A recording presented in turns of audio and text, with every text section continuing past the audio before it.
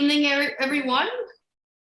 Thank you very much for joining us to this wonderful session of community service hosted by or presented by Norma Gamble. My name is Suzanne Spinden. I am the chair of this year's CLT sessions, and I want to welcome you on behalf of the entire training committee and, of course, of District Governor-elect Sonia Miney. Quick housekeeping reminders before we start. Please make sure that there is no background noise. We will try to keep everyone muted, so to reduce the amount of background noise, and so that we have the full attention for Norma.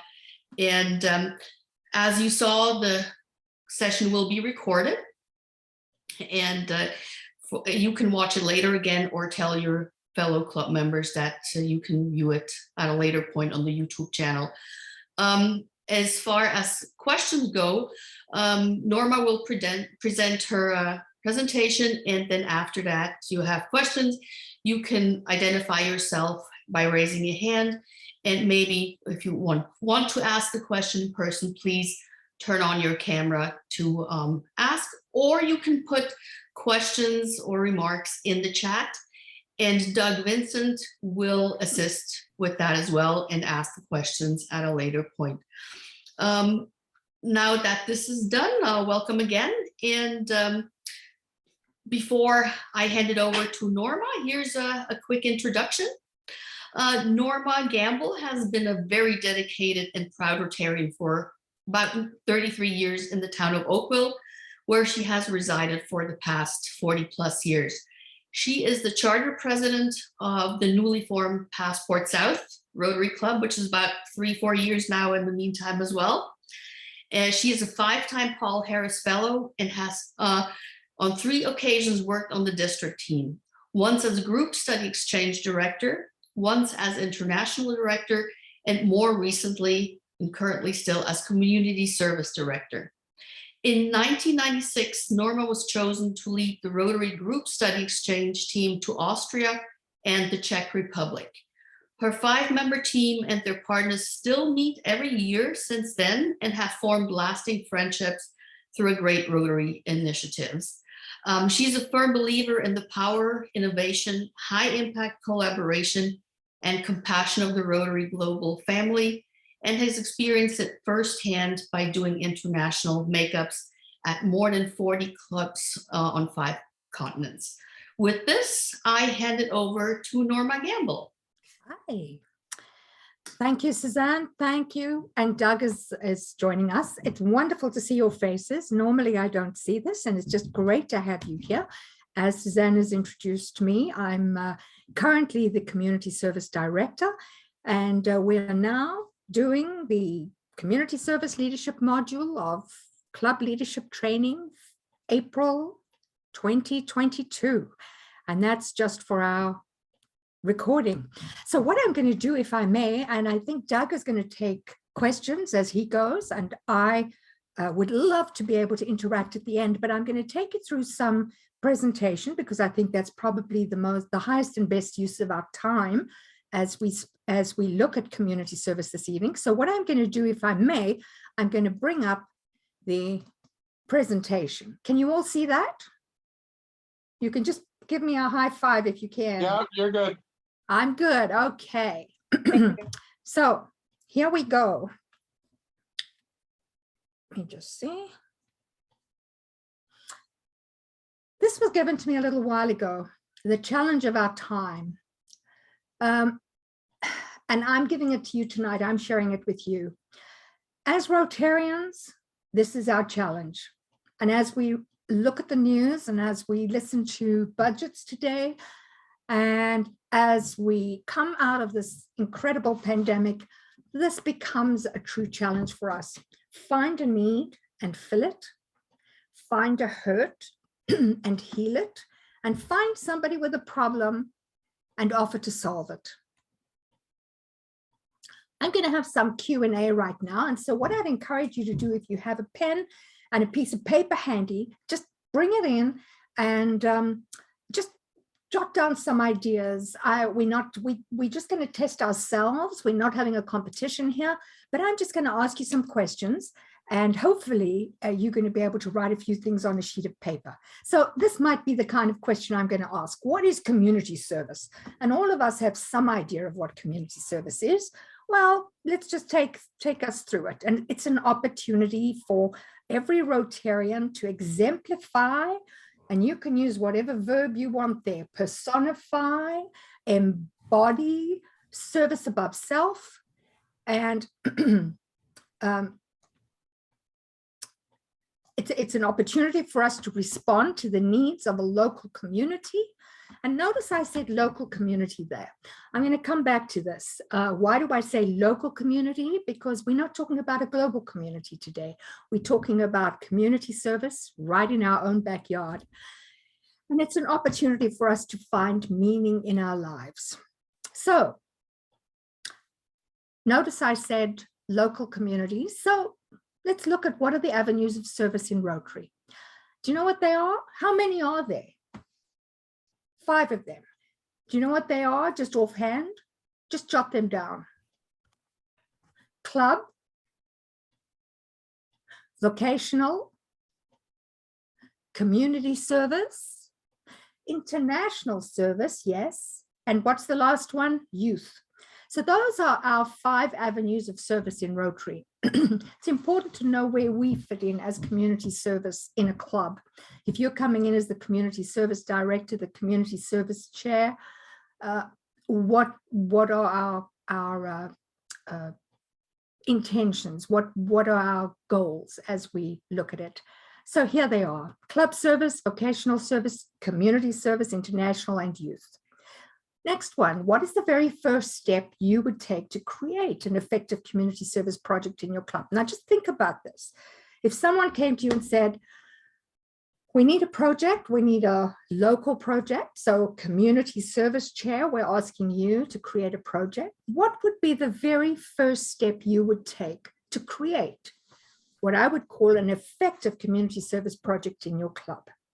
I'm pretty well looking for one word.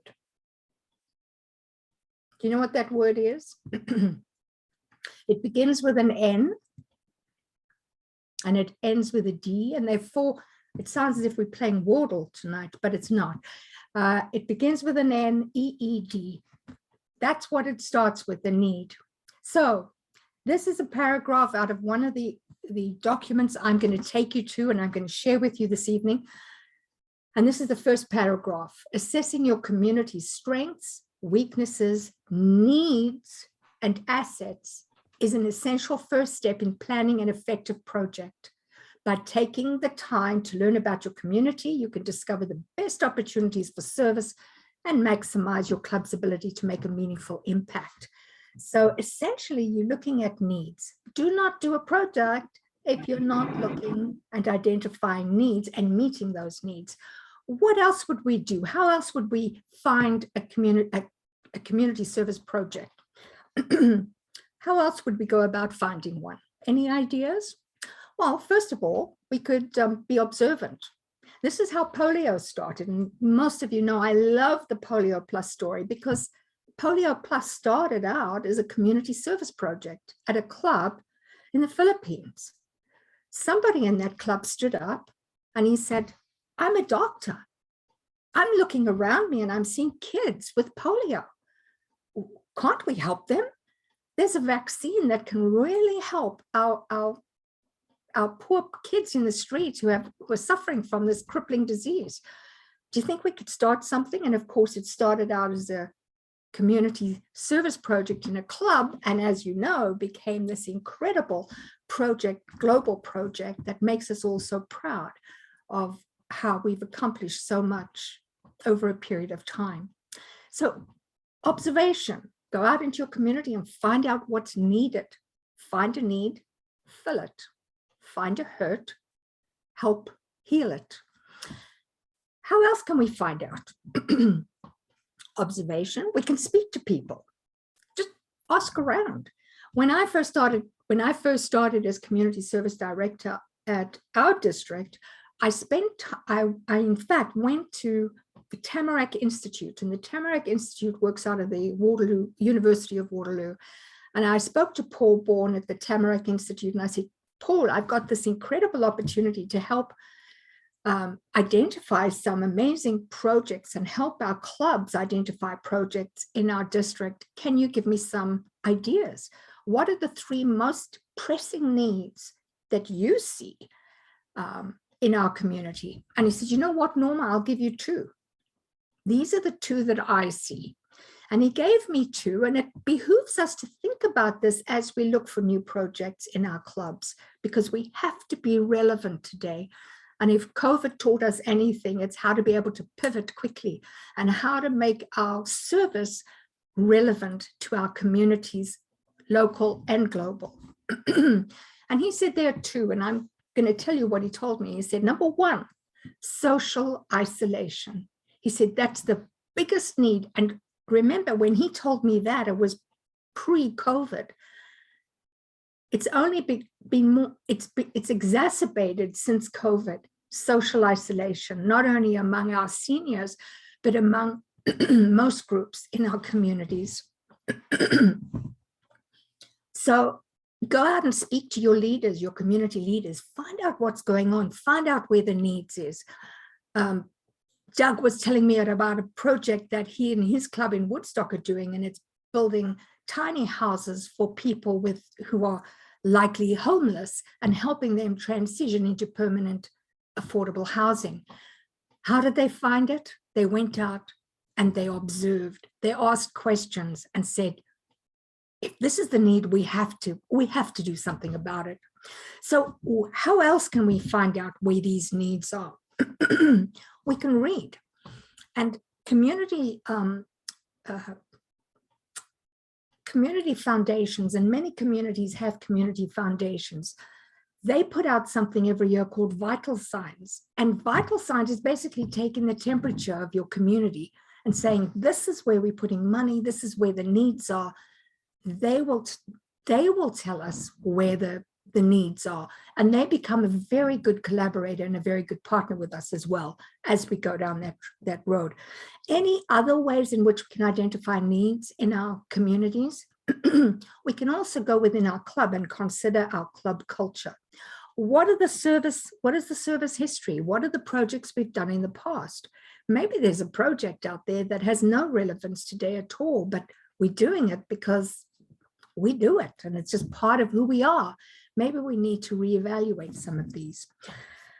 It could be based on member interest. It could be based on talent and skills of our members. It could be based on the talents and skills of those in the community we're going to serve.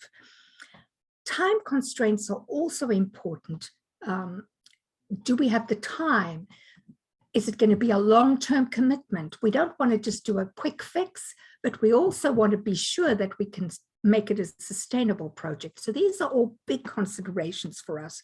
What are the resources? Well, first of all, what's our budget? Do we have enough funding, or are we going to have to go out and do a fundraising initiative as well to make it work? It's interesting, as our membership ages, we need to take a look at some of our projects as well, because some projects, and I've noticed it in some clubs, are intensive. You got to move big, heavy equipment. You got to put stuff up. You got to hammer something high up. And for some of our members, they're just too old to do it, and they're getting older. So we need to consider that when we start a project. Are we bringing in young members? And I think for some of us, as we're looking at bringing in new projects, if the project really appeals to young people, that's a good way for us to increase our membership and attract younger members. Why is it important to get buy-in and support from your club members? As a community service chair, this is one of the most important things. Do not work in isolation. You're going to have a committee, but you got to speak to your club members and get their buy-in. Why is it important? Well, these are some of the hints. The time required. You better be sure that your members are up for that. So is it realistic to expect them to show up every week to do a project. The financial commitments, is it realistic? How long will the project last? I've touched on some of these. Can we maintain the momentum? And that's another big thing. With succession planning, you have one crackerjack in your club who does a project and it keeps going, and then they leave and the project just dies because there's nobody else to take it on and keep it going. Can we ensure the project is sustainable? Another thing.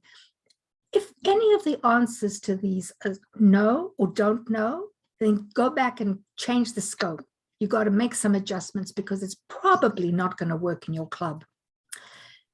So if the answer is yes, then what are some of our next steps? Well, we're going to develop a work plan. We're going to set some goals. We're going to put a committee together, and we're going to give individual responsibilities to everyone in your committee, because if a committee member is not committed, they'll go away. So you've got to make sure that you get everyone involved in that project. Put the budget together, speak to your treasurer, know what you've got, know how much money you've got to spend, know what you need before you start.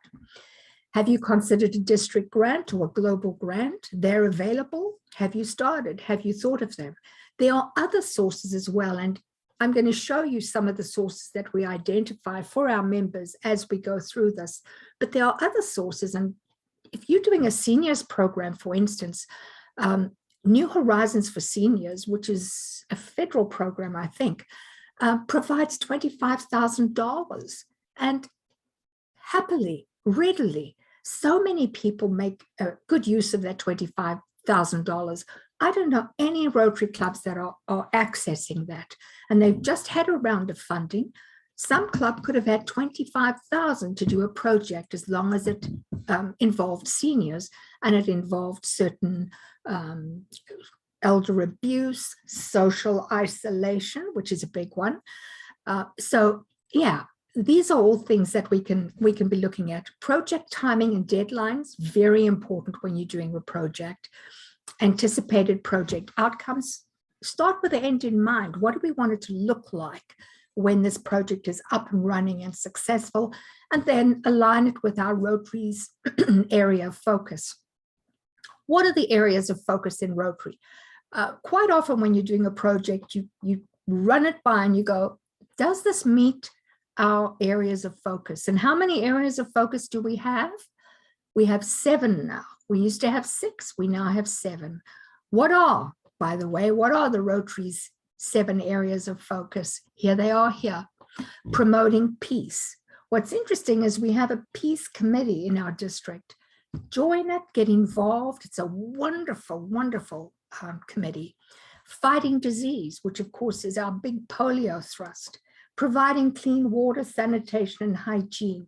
We have an Indigenous committee in our district, which comes under community service as well. And we are working on a lot of water projects with our Indigenous community. And it's another great committee that I would encourage everyone to take a look at. Saving mothers and children is another area. And by the way, this is not necessarily a stretch, but we have a new committee starting in our district, and it's human trafficking awareness and education. That's another big issue, big problem, especially in our district because of the 401 highway going through Milton from one side to the other of our district. And we have a committed, dedicated team initiating something in that. So look out for that committee, that's coming. Supporting education, of course, Rotary has such a great reputation, all of our scholarships, all of our programs for students and youth. Growing local economies, and then protecting the environment, which is one of my favorite. And that is our most recent area of focus, and that's our most recent committee. We have a district environment committee and a district 7080. Welcome. Fiona on this session is a member of that, and it's a fabulous committee, and we're doing some very interesting things. And I want to tell you about one that is working at the highest level in a moment. So effective community service projects. Just some reminders here. Respond to real issues. Offer more than a quick fix. Improve the lives of community members. And if it's not going to improve the lives of community members, don't do it. Incorporate the abilities and talents of those served and those who serve. Find support, collaboration, and participation from all members, and recognize the contributions of all participants. That's an important one. We need to recognize those who go out and do all the work on these projects. What else make a community service project effective? They are based on realistic assessments of available resources. They aim for specific goals and objectives with measurable results. If you can't measure it, you can't manage it. They build effective networks. They empower people and communities. They communicate their progress and successful outcome. And they bring in two values that I consider critical in this day and age: innovation and high impact collaboration. We have to learn to work together. We're working in a great partnership, which I'm going to tell you about now. And this is with the Bruce Trail Conservancy, and it's part of the DEC, or the District Environment Committee project. Hike it, love it, keep it clean. And it's not only is it our district, but we're inviting the two districts who are on either side of us and part of the Bruce Trail to participate as well. So we're really ramping up innovation and high impact collaboration with us.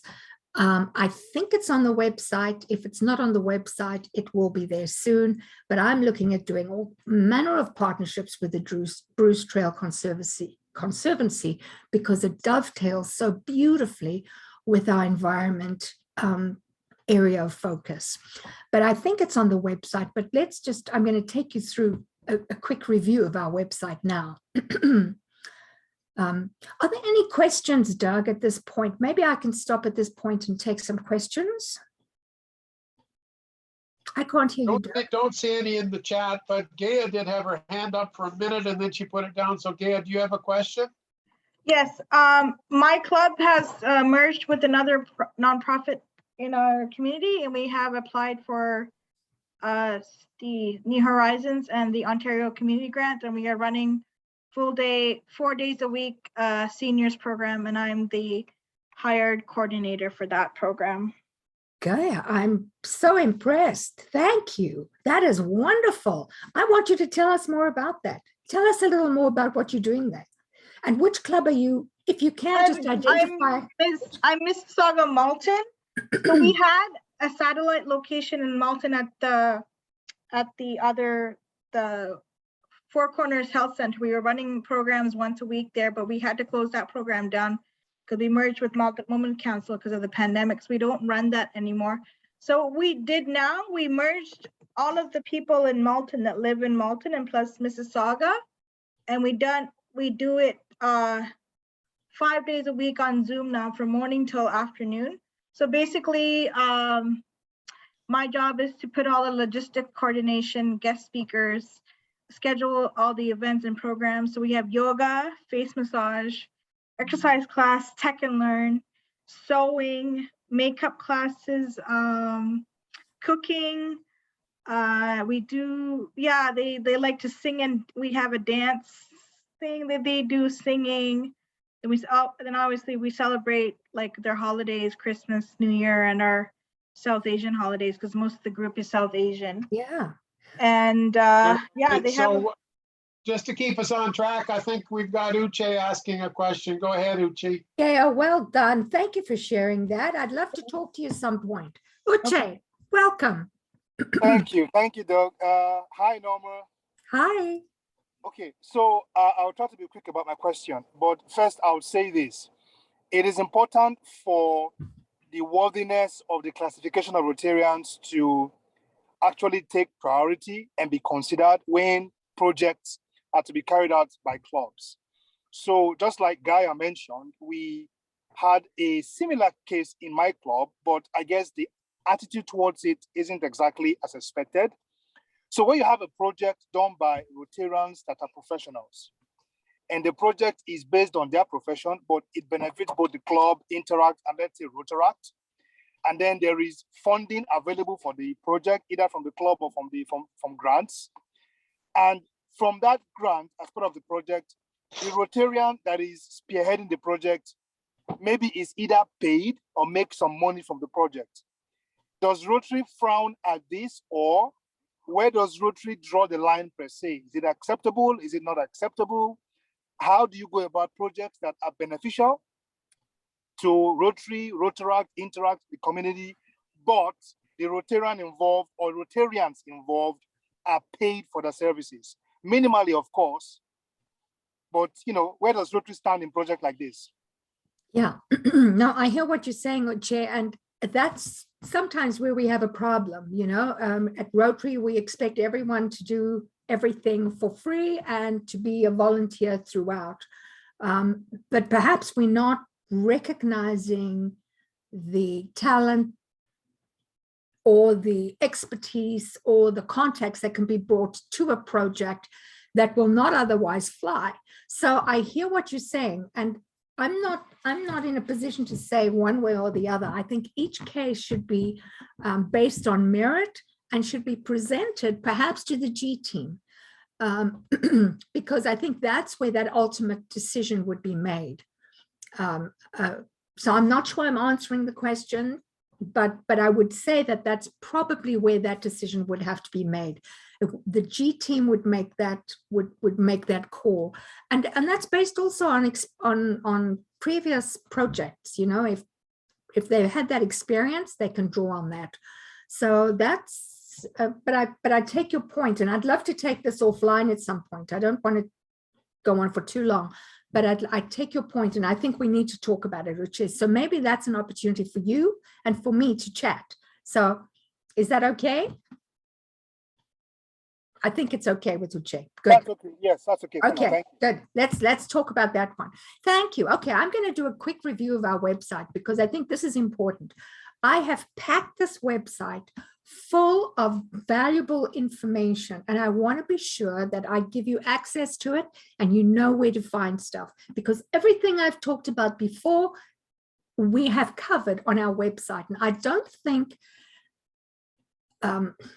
think we realize how valuable our websites are, whether it's the RI website. I mean, my Rotary, there is so much on my Rotary. If you go on there, I'm tempted not, to tell you to go, because you'll be there for an hour or two.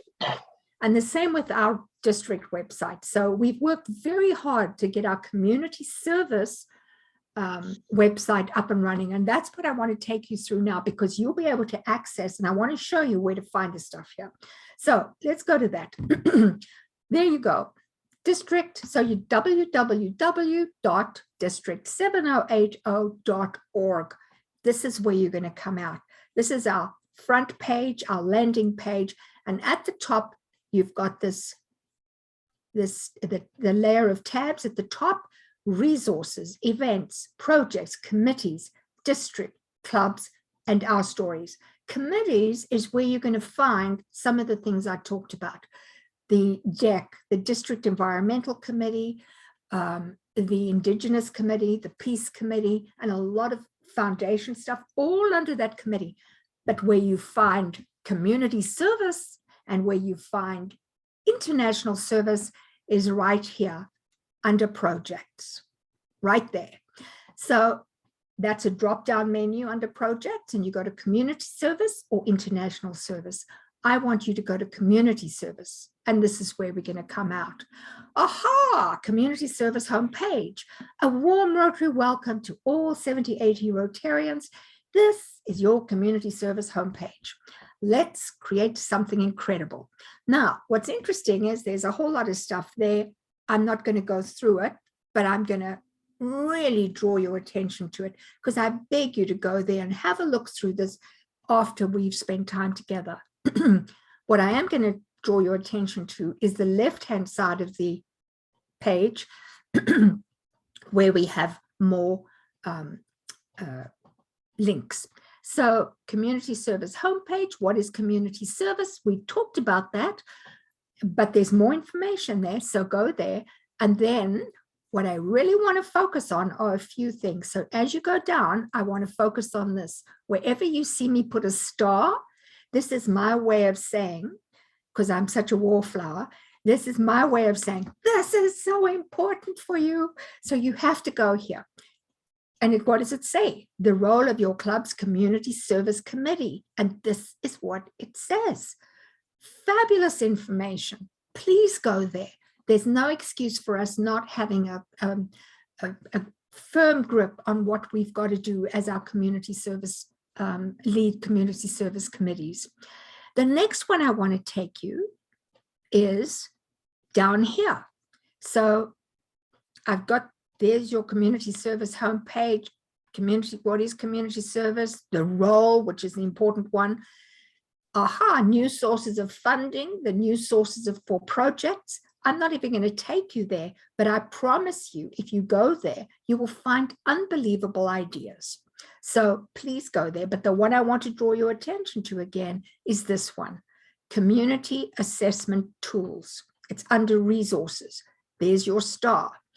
Community assessment tools looks like this on the page. And then you click here just below, and it's going to take you to an incredible document.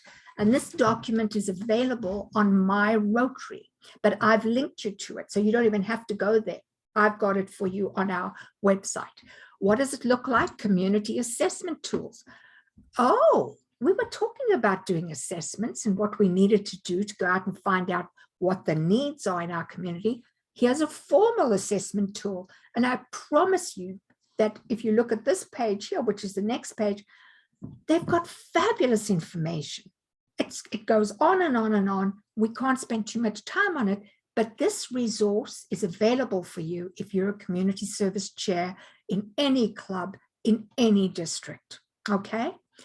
The next one I want to take you to, there's a star to make sure that it's an important one, is our life cycle of a project. And if you click on this, it'll take you, you don't have to go to my Rotary at RI, this link will take you to that document. And this is what the document looks like. It's everything you need to know. There's planning and organizing. It gives you great ideas. It gives you, what else does it give you here? Promote, implement. It gives you everything you need to do a valid project in your club. So please go to this. It's available on our website for you to peruse and to get great tips and ideas from. The next tip, the next star, big star, is under resources, and I want to take you to Club Service Projects Committee Manual. This is another document that you get at my Rotary, and if you don't know it's there, you'll never see it.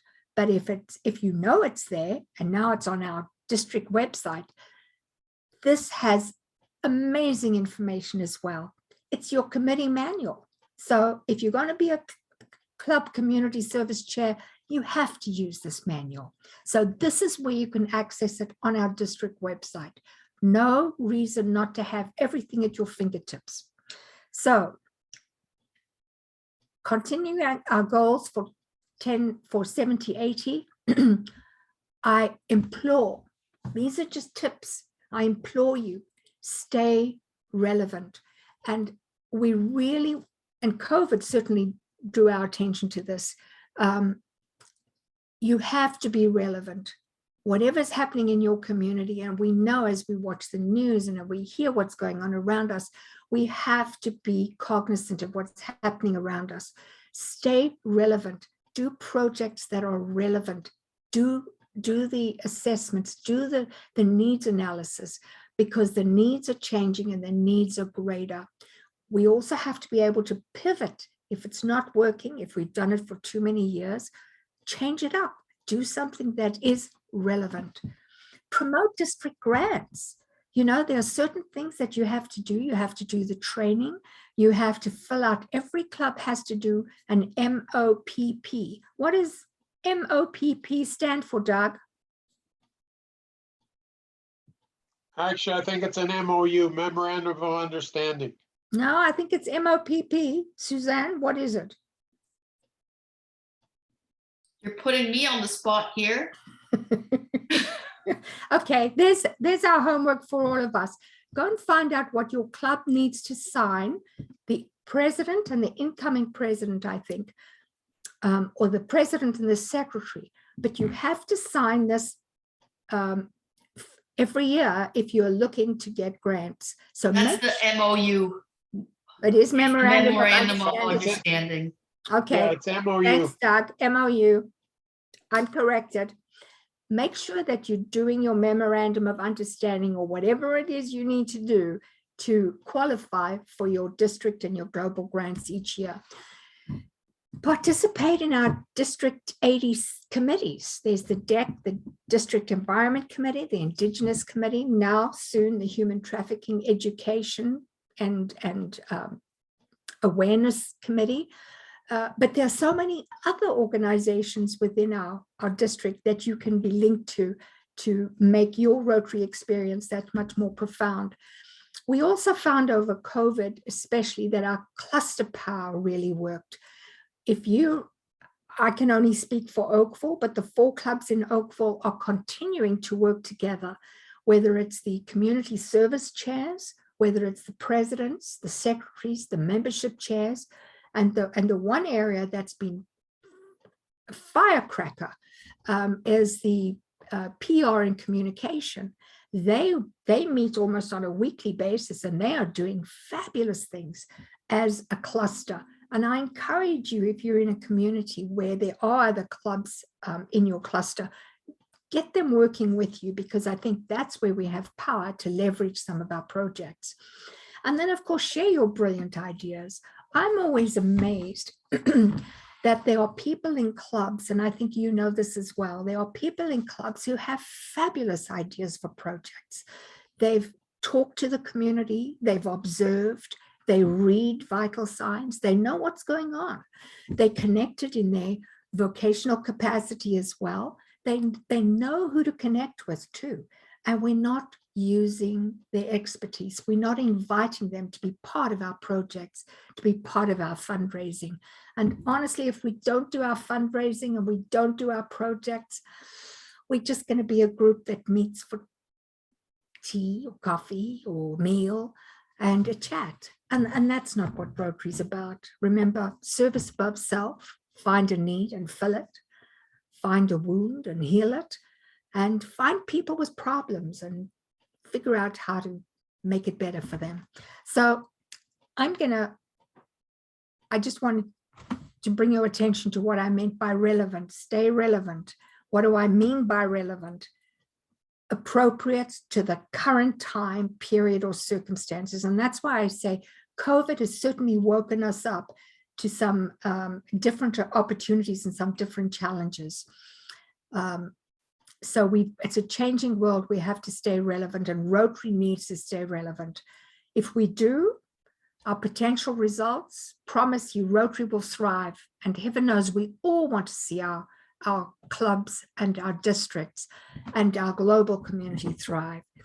Club memberships will soar, and we will continue to find meaning in our lives. And I think that's why I've been at Rotary for 33 years, because of service above self. I just wanted to be part of a group that had service above self as their motto. That to me indicated success more than anything else. And that's why I'm still at Rotary today. What I want to share with you is something that is written by Ralph Waldo Emerson. Apparently, sometimes he's given credit and sometimes someone else. But either way, it's the most beautiful, beautiful little poem. And it's called What is Success? I used to have cards and give this out to as many people as I could, because to me, this embodies who we are as Rotarians and who we are as members of our community who want to see it thrive. So what is success?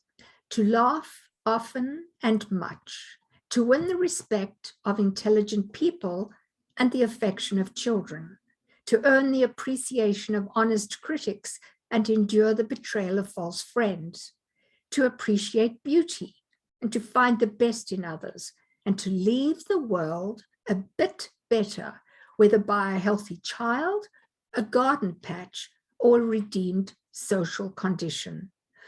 To know even one life has breathed easier because you have lived, well, this is to have succeeded. So I want to leave you with that. And if you don't think that community service in District 7080 rocks, then I want to just draw your attention to this, because even he thinks that we rock. So there we go. I'm not making it too long because I would like to take questions and discussions and have some interaction tonight, and have some comments. And we've got Doug on board, we've got Suzanne on board, we've got really experienced Rotarians who can answer some of the questions if we have them. But I'd love to open it up. So I'm going to stop sharing and I'm going to bring us back into our screen and say thank you all for being here. I appreciate it very much. Hi, Nancy. Hi, Norma. I just Okay, want to so thank you so much, Norma. We've got a couple questions. The one was about the recording, which Suzanne answered in the chat, but the recording of this session will be on the District 7080 YouTube channel within the next couple of days as soon as it gets uploaded and processed. So you can share it with your other club members or your community chair if they're not able to be here tonight. And another question from Sherry was a little bit more about the Human Trafficking Committee. Does it currently exist, or is it just in the planning stages? And who is the chair of that, Norma, if you know? in fact, Bob Evoy from Fergus, Laura, is chairing that. And Brenda Halloran, who is our district governor nominee, is very involved in that as well. So the initial committee, and yes, we've been meeting on a regular basis, comprises Brenda, Barb, Nancy Penny, and Nancy Penny, just say hi, Nancy, wave. Hello. Nancy is going to be our community service chair next year. So she's taking over from me, and we're doing a doggone good job, aren't we, Nancy? We are. As we get some groups together. So Nancy's on the committee. I'm on that committee just briefly. And who else? Ingrid? No, not Ingrid. Darlene. Darlene Carpenter's on it as well. So that's the five of us, but they're looking to expand and to doing some projects. So yeah, that's very exciting. You may be interested to know that the Interpol Director of Human Trafficking for the world is a Rotary International Peace Scholar who I often work with at United Nations in New York. She recently got transferred to Lucerne, which I assume was a promotion for her. And during COVID, I've lost track of her. But yeah, we work together at the United Nations at Cool. the Interpol office. Yeah, that's great, Doug. Maybe we can invite her to be a speaker at the group. Could you? She has been a speaker at many larger events. So I'm not sure of her schedule, but it's a possibility, sure. Maybe you can set that up for us. That would be great. If you could connect me with her, that would be terrific. Thank you. Any other questions, Doug? And we've got some people with hands up. No more, but we got hands up. So Sherry, you've got your hand up. So push your space bar if you wish to toggle on your microphone and go ahead. Yes, thank you. I was just interested about the human trafficking because our local Rotary Club of Orangeville has partnered with a community partner, and we formed a group called Cry Not, which is an acronym for Compass Rotary No to Human Trafficking. And we've been meeting now for about a year, and we've been doing presentations in the community to different Rotary clubs and different community service groups. So I was just very interested to hear that there's something happening at the district level. So I'm very, very keen to hear more, learn more about that. So thank you. That's great, Sherry. And thank you for sharing that. Yeah, I had told them about Cry Not. Remember, Nancy, we talked about that. I think they're going to be interfacing with you at some point as well, because it would be interesting for this group to know that there are many groups in our district who have got smaller groups working with outside partners and exploring that area, because it is a serious one. And it's been passed at Council on Legislation at Rotary International recently, and I brought that to their attention, and we've made that. Okay, we'll move along in the interest of time. Martin has his hand up. Go ahead, Martin. Yeah, I was quite interested in the comment of social isolation. We've found that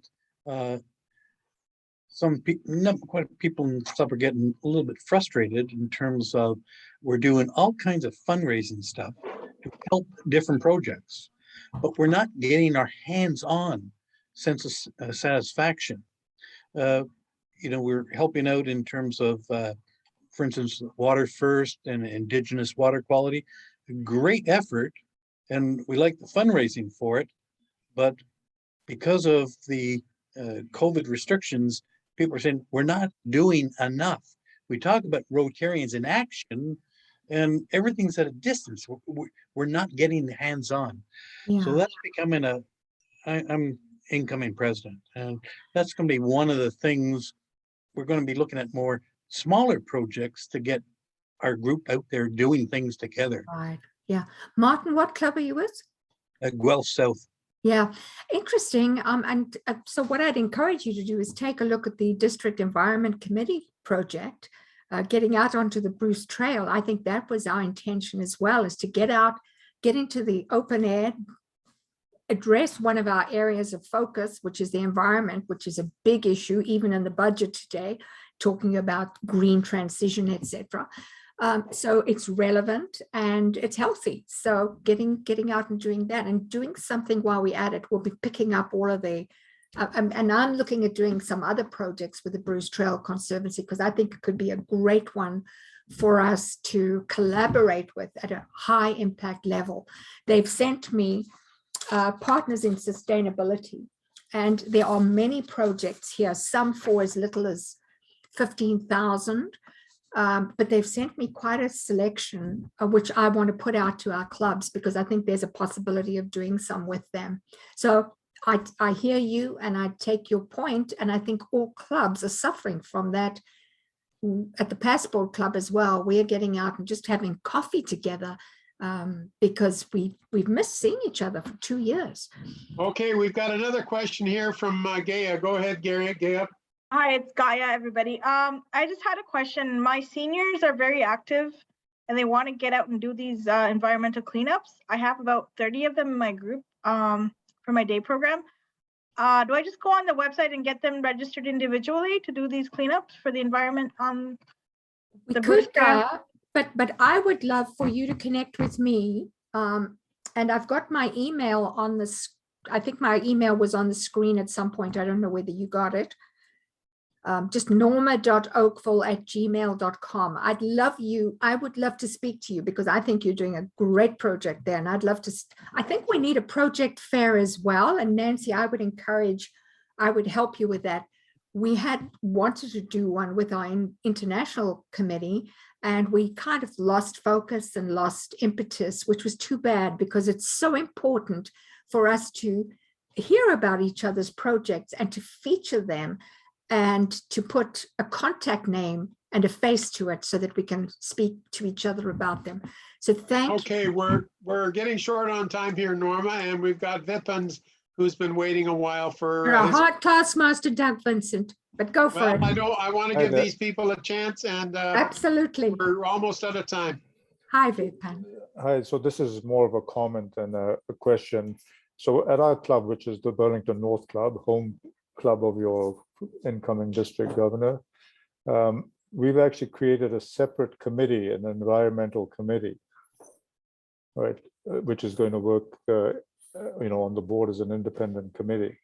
So I'm excited to see that, there's a district environmental committee, and I see a great opportunity for a good link up there, because, I haven't been back on the board in a long time. So yeah, no, absolutely. And thank you for mentioning that, because what we promoted at District Environmental Committee was to have district champions in clubs, environmental committee champions, and many of them are starting committees. So I love that you've got a committee, that you've actually started a committee. And I don't know if you have any representatives on the deck the district environment committee? Do you? I do. I would encourage, yeah, I would encourage, and maybe we can invite you out, or anyone else in your club in the environment committee area who would like to join the district environment committee. That's how I think we should be working. Okay. Someone from a club connects on a district committee, they take that information back to the club, we work it. It just makes so much sense. All right. But No, yeah, thank you. that's good. Yeah, we'd welcome you to join us. Okay. Any other questions? No, we got everybody in the queue to the best of my knowledge, so. So any other answers then? No. Any joops, any chocolates, Easter eggs? I think you're right. It's 10:07. I think it's been, Suzanne, is this okay? We can call it quits now? Sure, if there's no other questions or comments. I mean, we have certainly until 7. So there's your chance if someone has a comment or question. Doug, you monitoring the chat? Yeah, there's nothing that I saw. I think then this is a good indicator that Rotary's working. Oh, Martin, you have a. There we go. Just a comment with regards to the environment committee. Our club's environment committee, and it's working quite well. And the cluster has an environment committee where we're working together on major projects. We do have what we call a Rotary forest, where the program is going, and we work with young students on that. Fabulous. That's fantastic. I'm a retired forester, so I'm a little bit biased. Oh, Martin, that's wonderful. So you'd be very good to have. You see, this is where we've got all of the capacity. You'd be terrific to work with us on the Bruce Trail Conservancy initiative, I think. I think this is why, if anything is evident from this session today, I think we desperately need to have a projects fair so that we can really host and exhibit what our clubs are doing in the area of our, certainly my interest is community service projects, but I even think with international service projects, there's so much that we should be sharing amongst our clubs and our fellow members. So I would say that if anything comes from this, Suzanne, if we can make a recommendation, it would be to work hard to put together a projects fair so that all of our Rotarians can be recognized, those working on them, and all of those wanting to get involved can find how to get involved. So actually, we did do that this past year through Governor Rudy and his cluster governor visits.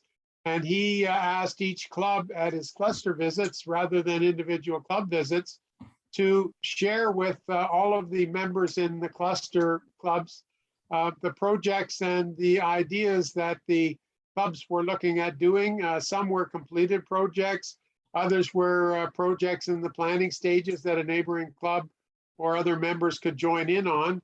And in our particular cluster, we called it the Rotary Showcase. And we promoted that to other people in the community and invited members of the public to join that session and see what Rotary's doing in each of the communities. So maybe the start of that has happened already, and we could build on that going forward. Norma and Penny, you could follow up with Rudy, and maybe we can do something similar and bigger and better and bolder in the future. I think there's an opportunity for that, especially as we can start gathering together at some of our conferences and our meetings. I think there is an opportunity for that, but it certainly sounds exciting. And it's been my honor, my privilege to be here tonight with you. Of all the places I could have been, I would not have wanted to choose to be anywhere else but here with you tonight. So thank you so much, everyone, for putting in the time, for coming out, and for us being one-on-one. And I'm getting to know some new people, and I know several other people, and that's part of being a Rotarian. It enhances everything about being a Rotarian. So thank you. And I think, Suzanne, do you want to say anything as the closing? Yes, well, thank you very much, Norma, for this very inspiring presentation. I think you have given us a lot of food for thought and some new ideas I hope will come up. And Nancy, best of luck to fill Norma's shoes. I'm sure you will do a wonderful job. As a reminder to all of you, there are 2 more sessions on Saturday. The first one is at 9 a.m. It's PR and Marketing for Rotary Clubs, presented by Dan Dubray. And you can still, of course, register for that on the district website. And then at 11 a.m. As well on Saturday is, well, the farewell message and kind of the closing plenary for this year's club leadership training, hosted by our district governor-elect, Sandhya Maini. So I invite you to join for that as well. Thank you, Doug, for monitoring the chat. And thank you all for attending this wonderful presentation. And I hope to see you all soon. Have a wonderful evening, everyone. Thank you. Thank you. Bye-bye. Bye.